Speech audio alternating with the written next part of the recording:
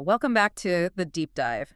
There is this golden rule in construction contracts that everyone sort of implicitly understands. Right. It's the idea that he who has the gold makes the rules. Yeah, that is definitely the standard operating procedure. I Yeah. mean, the employer, the client, they dictate the terms, they hold the performance bonds, they levy the delay damages. It's very much a top-down power dynamic. Exactly. And we spend so much time talking about how the client keeps the builder in check.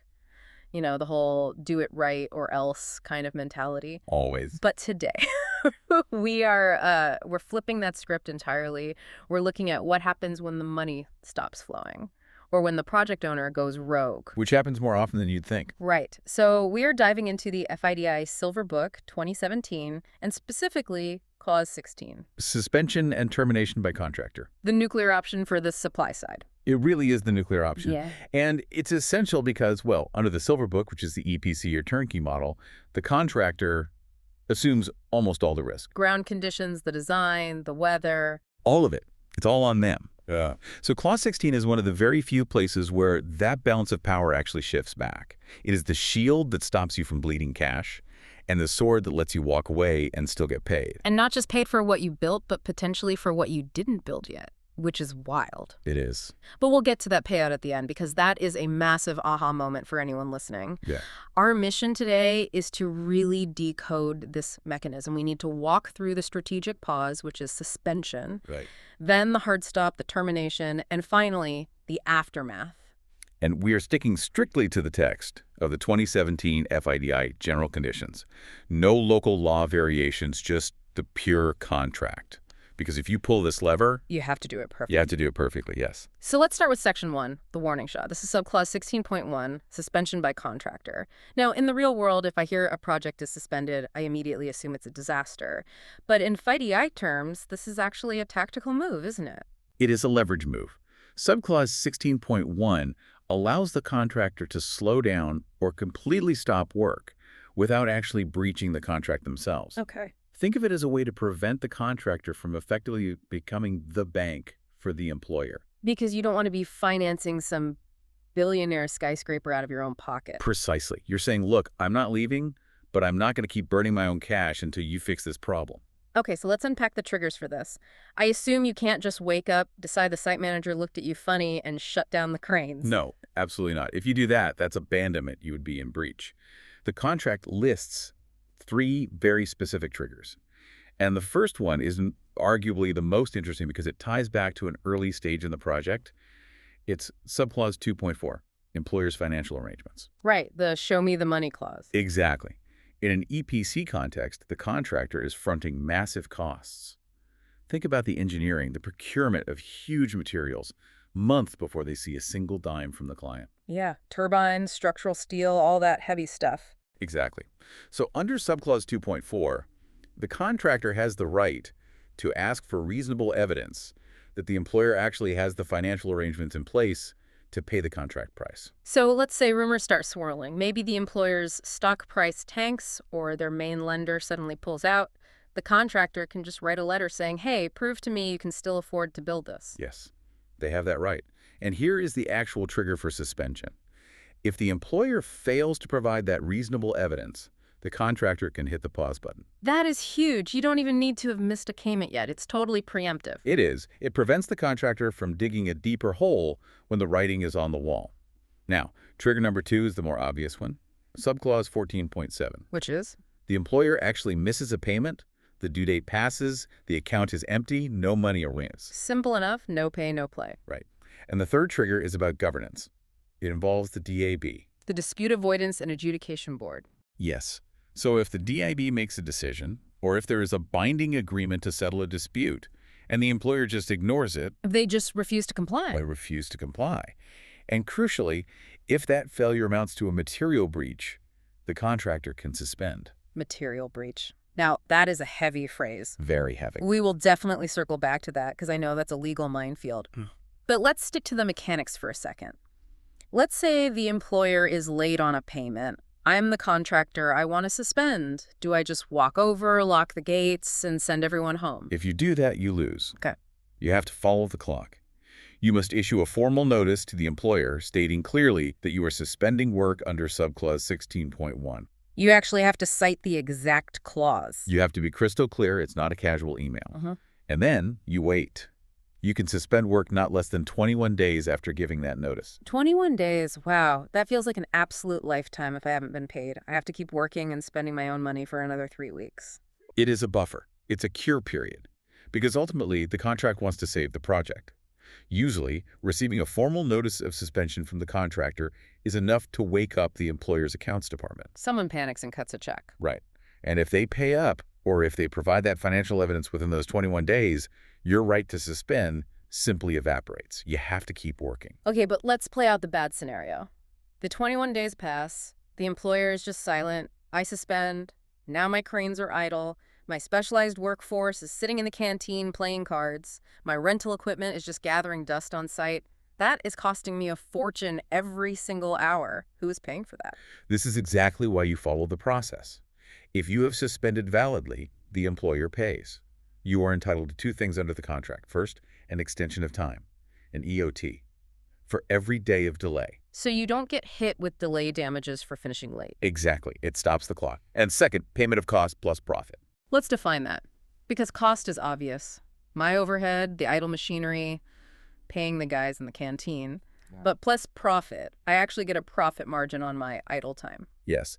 The default in FIDIC is usually 5% unless stated otherwise in the specific data of your contract. That's incredible. The logic behind it is opportunity cost.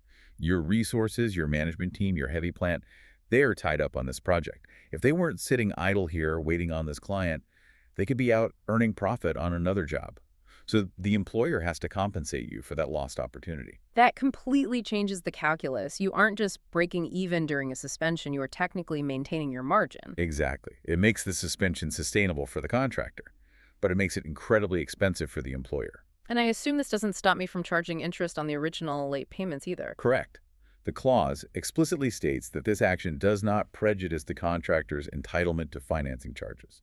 So you get interest on the late payment, plus cost, plus profit on the suspension costs. Okay, so the pressure is really, really on the employer now. They are bleeding money while literally nothing gets built. Let's say they finally panic, they find the cash, and they pay what they owe. Suspension over. Yes. The text says the contractor shall resume normal working as soon as is reasonably practicable. Reasonably practicable. Right, meaning you can't drag your feet and punish them, but you also don't have to restart instantly if you've demobilized significant resources. It takes time to ramp back up safely. Got it. So that is the warning shot. It's painful for the employer, but it keeps the contract alive. But what if they just don't fix it? What if the money never comes? Then we move to Section 2, the nuclear option, termination. Subclause 16.2. Yes, this is where we tear up the contract and go home. This is the end of the road. And FIDIC provides a very specific list of sins. These are the explicit grounds for termination. And it flows directly from what we just discussed with suspension. So it's an escalation. It is. Remember that request for financial evidence? Yeah. Or the non-payment. If the contractor suspended work, or even just gave the notice, and the issue persists, there is a new timeline that kicks in. What's the magic number for termination? 42 days. Okay, let's break that 42 days down. If the contractor asked for financial evidence under 16.1, and 42 days have passed since that first notice without receiving anything, that is grounds for termination. Same for the payments. If you haven't received payment within 42 days of the due date, you can terminate. So 21 days to suspend, and if you wait another 21 days totaling 42, you can kill the contract. Exactly. In the world of high finance construction, 6 weeks without payment is considered a critical systemic failure. The supply chain breaks down at that point. So 42 days is the hard line in the sand. Okay, so that handles the money stuff. But looking at the list of sins in 16.2, there are some other fascinating triggers. Some of them seem like administrative failures. Yes, and these usually happen right at the very start of a project.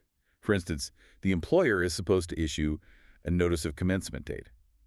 If they fail to do that within 84 days of signing the agreement. 84 days, that is nearly 3 months of hurry up and wait. Correct. Imagine you've signed the deal, you've got your team ready to go, and the employer just ghosts you. At 84 days, you can say, look, I'm out. The same applies if they fail to actually sign the contract agreement itself. Yeah. Or, and this is a big one, if they assign the contract to a third party without your agreement. Right. You agreed to build this massive project for Company A. You vetted Company A. You didn't agree to build for some unknown, shady entity they just sold the project rights to. Exactly. It's a fundamental breach of trust. So you can terminate. And then, of course, beyond the administrative stuff, there are the catastrophic events. The major events. Subclause 16.2, paragraph G, bankruptcy. Well, If the employer becomes bankrupt or insolvent, goes into liquidation, obviously the project is dead. You need to terminate immediately to protect your assets and get in line with the creditors. and there is one more that caught my eye on this list. The corruption clause. Ah, yes. Subclause 16.2, paragraph H. If the employer is found, based on reasonable evidence, to have engaged in corrupt, fraudulent, collusive, or coercive practices. Reasonable evidence. That is a really interesting phrasing. It doesn't say convicted in a court of law. No, it doesn't, and that's deliberate. FIDIC 2017 takes a very strong, modern stance on integrity. If you have solid, reasonable proof that your client is cooking the books or bribing local officials, you have a clean exit route. You do not have to stay legally attached to a sinking, corrupt ship while waiting for a 10-year court battle. Okay, so we have our grounds. The employer hasn't paid in 42 days, or they've gone bankrupt, or they're corrupt. How do we actually push the button? Is it the same notice procedure as we used for suspension? It's similar, but with a critical twist.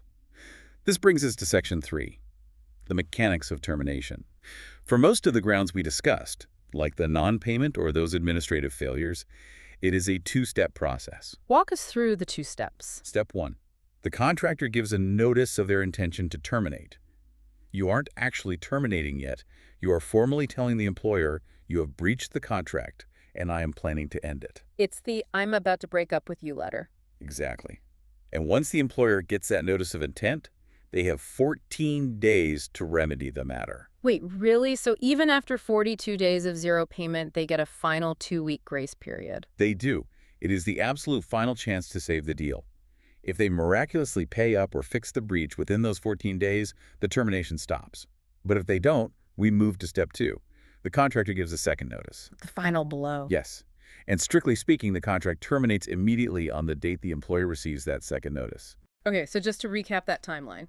Notice of intent, then wait 14 days, then notice of termination, and you're done. That is the standard path. But there's a one-step process for the really bad stuff. Big emergencies. Correct.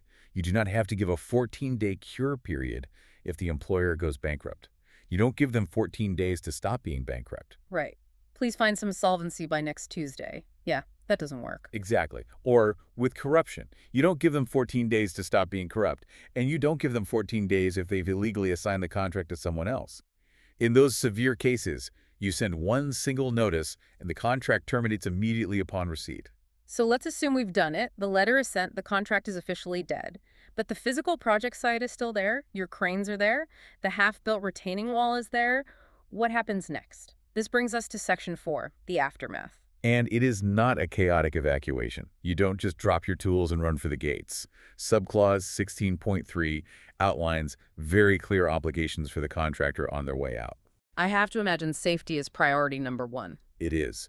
The contractor must cease all further work, except for work instructed by the employer for the protection of life or property, or the safety of the works. Which makes total sense. You can't leave a 20-foot deep trench open next to a public road or a giant scaffold unsecured just because you're angry at the client. Right. You have an ethical and legal duty to make it safe.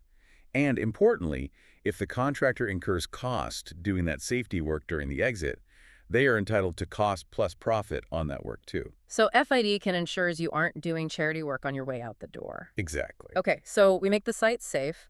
What about all the stuff? The design documents, the materials sitting in the laydown yard, the heavy plant? The rule is actually quite simple. If you have been paid for it, you hand it over. The contractor must deliver all documents, plant, and materials for which they have received payment. Fair enough. If the client bought it, they get to keep it.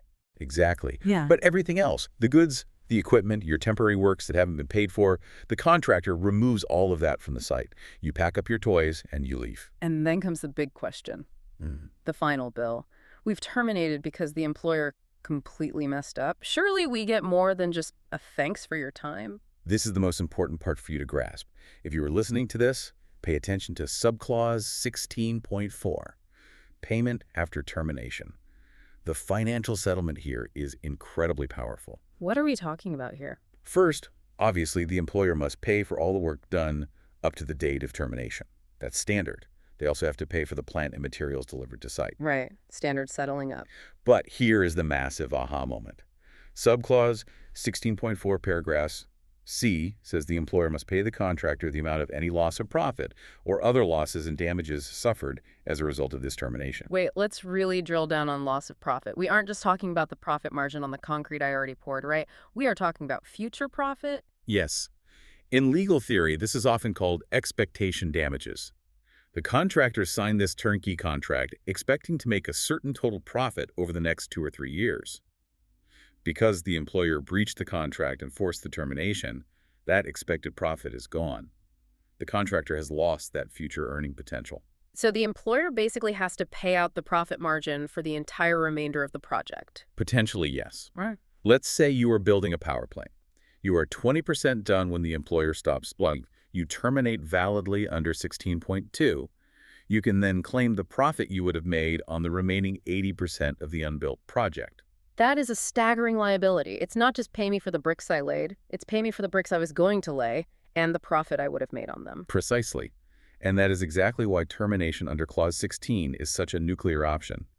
It converts the project from a construction job into a massive, immediate debt obligation for the employer, with nothing being built in return.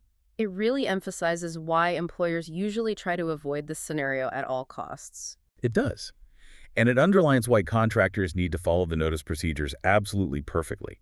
Because if you mess up the notice or you pull the trigger and terminate a day early, you might lose the right to that massive payout.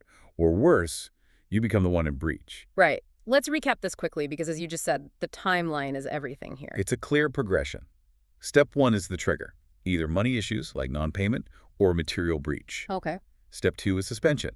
You give notice. You wait 21 days. If it's not fixed, you pause work and you start accruing cost plus profit. Step 3 is the escalation. Yes. If the payment issue hits 42 days, or if it's one of the other major sins, you move to termination. Step 4, the kill switch. Notice of intent, followed by that 14-day cure period we talked about. If they still don't fix it, final notice. Contract terminated. And finally, step 5, the payout. You secure the site, you leave, and you claim for all work done plus the total loss of future profit. That's the mechanism. It is a rigorous process, but it's designed to be fair.